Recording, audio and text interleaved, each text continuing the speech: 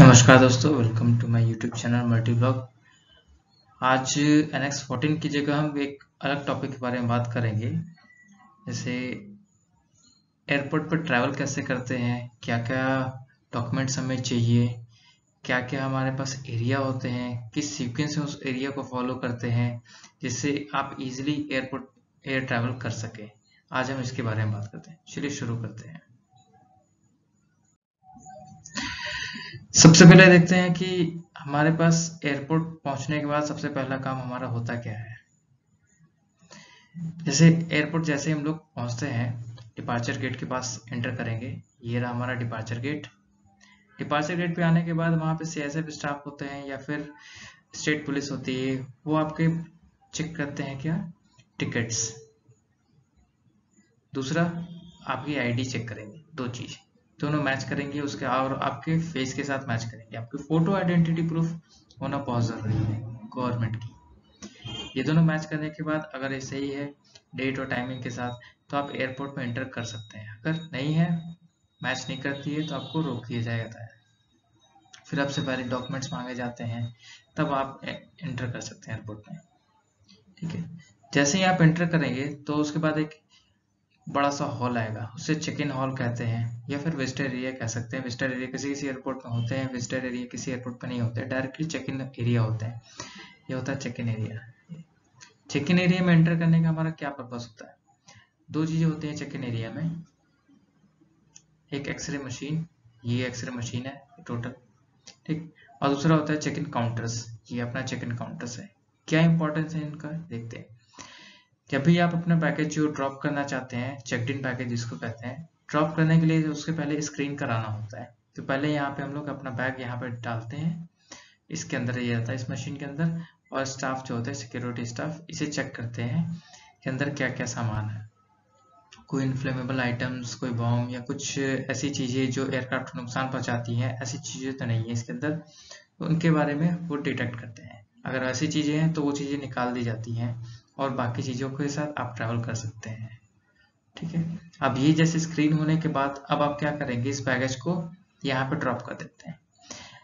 यहाँ check in counter है, यहाँ पे हमारे स्टाफ होते हैं, एयरलाइंस के स्टाफ, कंसर्न एयरलाइन के स्टाफ यहाँ होते हैं। वो कहते हैं कि आप अपना सामान यहाँ पे रखिए। ये वेइंग मशीन होती है। यहाँ पे अपना सामान जब रखेंगे तो आपको बताएंगे कितना वेट आपका हुआ है। अकॉर्डिंगली अगर आपका weight by with in a limit है तो आपको कोई चार्जेस पे नहीं करते होते। अगर बियॉन्ड द लिमिट है तो आपको चार्जेस उसके पे करने पड़ेंगे एक्सेस पैकेज के। ठीक है। किसी किसी एयरपोर्ट में आपको ये एक्सरे मशीन नहीं दिखाई देंगे, क्योंकि वो छोटे एयरपोर्ट नहीं होते, वो बड़े एयरपोर्ट है। जस्ट लाइक मुंबई हो गया, दिल्ली हो गया, कोलकाता, चेन्नई, इन सब जगहों पे ILBS होते हैं, इनलाइन बैगेज हैंडलिंग सिस्टम। ये इंटीग्रेटेड होता है हमारे किससे, एक्सरे मशीन और सिक्योरिटी स्टाफ के साथ पूरे। कि आपने यहाँ ड्रॉप किया पैकेज, अभी कन्वेयर पे बैठे होते होते जाएगा सिक्योरिटी स्टाफ के पास। जो स्टाफ है ये इधर कहीं अंदर बैठे होते हैं, ये चेक करते हैं कि अंदर क्या क्या सामान है। वो स्क्रीनिंग करने के बाद फिर उस बैग को रिलीज किया था एयरक्राफ्ट के लिए। ठीक है। और इसमें फिर यहाँ पे जैसे आप यहाँ पे लगाएंगे अपना बैग सामान रखेंगे, इसमें टैग एक लगाया जाता है आपका, जिसमें PNR होगा, आपका नाम होता है और कुछ डिटेल्स होते हैं, so that it can be easily identified कि ये आपका ही बैग है। और इसका डेस्टिनेशन से मेंशन होता है कि इससे बैग को कहाँ जाना है। तीसरा अगला स्टेप क्या है कि जैसे ही आप अपना बैग ड्रॉप करते हैं यहाँ पे, फिर आप जाने से पहले यहाँ पे अपना बोर्डिंग पास जरूर कलेक्ट कर लीजिए। बोर्डिंग पास बहुत ही मैंडेटरी है, इसके बिना आप ट्रैवल कर ही नहीं सकते। सिर्फ टिकट होना ही मैंडेटरी नहीं है, टिकट सिर्फ आपको एयरपोर्ट के अंदर आने की परमिशन देता है, एयरक्राफ्ट के अंदर जाने की नहीं। अगर आपको एयरक्राफ्ट के अंदर जाना है, ट्रैवल करना है, तो उसके लिए बोर्डिंग पास मैंडेटरी है। बोर्डिंग पास के लिए आप कियोस्क मशीन होता है उससे ले लें, कस मशीन होता है, या फिर आप चेक इन काउंटर्स पे जाके यहाँ से ले सकते हैं बोर्डिंग पास। अगला स्टेप यह था, बोर्डिंग पास ले लिया और जो अपना बैगेज भी ड्रॉप कर दिया। नेक्स्ट स्टेप देखते हैं क्या है। अगला स्टेप है, जब आपने सारा बैगेज दे दिया, जो चेक इन बैगेज है, रजिस्टर्ड बैगेज, वो देने के बाद अब आप आते हैं pre embarkation security check, PESC point पे। यहाँ पे क्या होता है कि जो भी आपके हैंड बैगेज है, जैसे मोबाइल फोन्स, टैबलेट्स या बैटरी वाली चीज़ें होती हैं, वो आप चेक इन बैगेज में नहीं दे सकते हैं। तो उन सब चीज़ों को आप हैंड में कैरी कर सकते हैं। अब यहाँ पे जैसे ही आप आते हैं तो क्या होता है कि आपके सिक्योरिटी स्टाफ होते हैं, जो होते हैं सिक्योरिटी स्टाफ, वो आपसे कहते हैं कि जितने भी आपके बिलोंगिंग्स हैं, इधर मोबाइल फोन, वॉलेट हो गया, कुछ भी हो गया, कोई भी मेटेलिक नॉन मेटेलिक चीजें हैं, आप चुपचाप यहाँ पे निकाल के यहाँ रख दीजिए ट्रे में। ये मैंडेटरी ट्रे में यहाँ रख दीजिए। और ये एक्सरे मशीन यहाँ पे भी लगे होते हैं, इसको स्क्रीन करते हैं कि क्या आप सामान लेके जा रहे हैं। कोई ऐसी नुकीली चीज तो नहीं है आप लेके जा रहे हैं जिसको वेपन में कन्वर्ट करके आप एयरक्राफ्ट को या किसी पैसेंजर को नुकसान पहुंचा सके। अगर वैसी कोई चीज है तो आपको वहां पे डिनाई कर देते हैं कि नहीं, आप इन सब चीजों को आप नहीं ले जा सकते। और एक SRA बॉक्स होता है, सिक्योरिटी रिमूव्ड आर्टिकल्स का एक बॉक्स होता है, उसमें आपको डंप करना पड़ता है उस चीजों को, फिर वो दोबारा चीजें आपको कभी नहीं मिल पाएंगी। ठीक है, आपने यहाँ पे अपना बैगेज दे दिया, यहाँ पे फिर आप जाएंगे सिक्योरिटी कराने के लिए। इसके जस्ट बगल में ही एक होता है DFMD, उसको क्रॉस करने के बाद आपकी फ्रिस्किंग होती है। फ्रिस्किंग करने के अदर साइड आप जाते हैं और अपना सारा का सारा सामान कलेक्ट करते हैं। आप याद रखिए कि जो भी सामान आपने यहाँ ड्रॉप किया था, उस ट्रे को उठाइए, यहाँ रख दीजिए, और दूसरे साइड से उसको डेफिनेटली कलेक्ट करना भूलिए नहीं। बहुत सारे लोग होते हैं जो जल्दीबाजी में अपने सामान यहाँ पे रख तो देते हैं, लेकिन जल्दी बोर्डिंग करने के चक्कर में भूल जाते हैं कि उन्होंने कोई सामान भी रखा हुआ था। ठीक, जैसे ही आपकी स्क्रीनिंग हो जाती है, अगला स्टेप आपके पास होता है कि आप SHA में एंटर कर गए, सिक्योरिटी होल्ड एरिया में। यहाँ पे आप वेट करेंगे कि आपकी बोर्डिंग कब स्टार्ट होती है।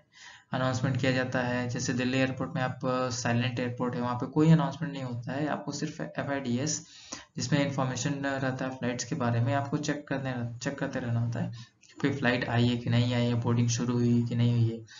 या फिर आप किसी एयरलाइन स्टाफ से पूछ सकते हैं कि बोर्डिंग शुरू हुई कि नहीं हुई है। जैसे ही आपकी बोर्डिंग शुरू होती है, आप क्यू में लगते हैं और सीक्वेंस वाइज बोर्डिंग शुरू होती है। आपको एयरलाइन स्टाफ कहते हैं कि सबसे पहले जो पीछे बैठे होते हैं पैसेंजर्स, सबसे एयरक्राफ्ट के पीछे में, उन पैसेंजर्स को पहले बोर्ड किया जाता है, फिर उसके बाद आगे फिर सबसे लास्ट में जिनको बोर्ड करते हैं, सबसे आगे पैसेंजर जो बैठे होते हैं सीट नंबर 1 पे, उन्हें बोर्ड कराया जाता है सबसे लास्ट में। तो उस सीक्वेंस के अकॉर्डिंग आप बोर्ड करें तो आपको ज़्यादा अच्छा रहेगा, कन्वीनियंट रहेगा, आपको ज़्यादा परेशानी नहीं झेलनी पड़ेगी।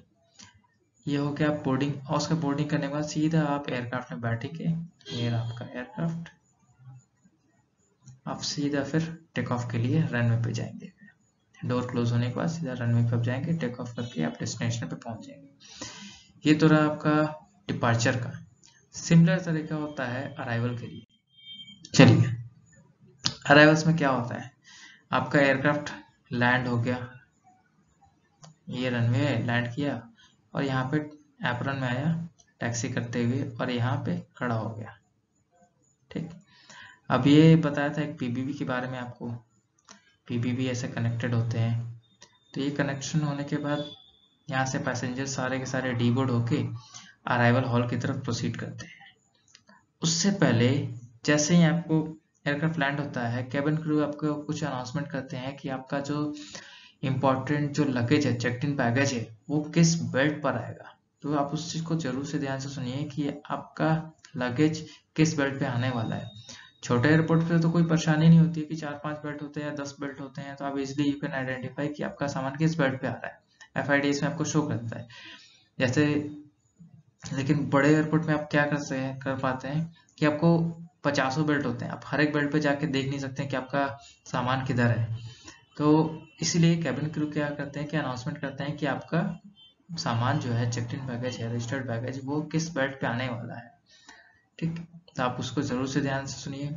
और अभी जैसे कोविड के बहुत सारे गाइडलाइंस चल रहे हैं, तो रिगार्डिंग गाइडलाइंस भी आपको अनाउंसमेंट कराया जाता है कि आप सोशल डिस्टेंसिंग मेंटेन करके आप डीबोर्ड करिए।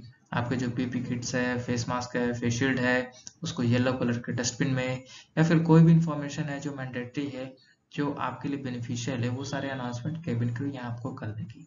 फिर उसके बाद अपना सामान जो होता है, हैंड बैगेज, ये आपका कैबिन होता है, यहाँ से आप अपना सामान निकालिए एक एक करके और लेकर आप डीबोर्ड करिए एयरप्लेन के फ्रंट डोर से या रेयर डोर से। डिपेंड करता है कि आप अगर बोर्डिंग ब्रिज लगी हुई तो सिर्फ आपको फ्रंट डोर से ही डीबोर्ड कर सकते हैं। अगर आपका PBB या पैसेंजर बोर्डिंग ब्रिज नहीं लगी हुई है तो आप दोनों डोर से डीबोर्ड कर सकते हैं। फिर रीबोर्ड एयरक्राफ्ट को रीबोर्ड करते हैं रो वाइज, ताकि किसी भी पैसेंजर को इनकन्वीनियंस ना हो। फिर हम लोग अराइवल हॉल में आते हैं। एक बड़ा सा हॉल होता है, ठीक आगे दिखाते हैं कैसा हॉल होता है। ये देखिए ऐसा कोई बड़ा सा हॉल होता है। ये इसमें नंबर ऑफ बेड्स ऐसे बने होते हैं, ऐसे इधर भी होंगे इधर भी हो सकते हैं, डिपेंड करता है एयरपोर्ट कितने बड़े साइज का है। तो जैसे यहाँ पे आप आएंगे तो ये हॉल हो गया अराइवल हॉल। फिर यहाँ पे बैगेज बेल्ट आपका दिख रहा है, यहाँ से यहाँ पे डाला जाता है, ये रोटेट करके ऐसे ऐसे घूम के फिर इधर चला जाता है, फिर ये घूम के फिर वापस आता है, जब तक आप अपना सारा सामान ले न ले। सारे पैसेंजर अपना सामान ले लेते हैं तो इस बेल्ट को फिर रोक दिया जाता है, ठीक। यहाँ से सामान अपना कलेक्ट करने के बाद आप वापस जाएंगे अराइवल गेट की तरफ।